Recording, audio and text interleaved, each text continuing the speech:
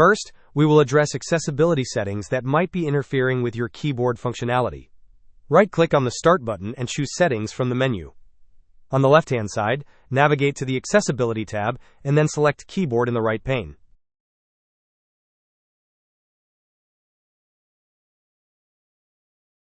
You will find 3 switches there. Please turn all of them off. Sometimes these settings can inadvertently cause your keyboard to stop responding. If turning off those accessibility switches does not resolve the issue, the next step is to ensure your Windows is up to date. Once again, right-click on the Start button and select Settings. This time go to the Windows Update tab. It is crucial to make sure that every single available update is installed on your computer. Should Windows updates not fix the problem, we will move on to troubleshooting your keyboard drivers through the Device Manager. Search for Device Manager in the Windows search bar and open it.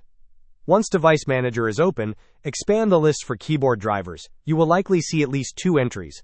For each keyboard driver listed, right-click on it and select Update Driver. Repeat this process for all keyboard drivers found in the list.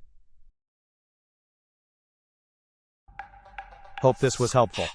Don't forget to like and subscribe if you enjoyed.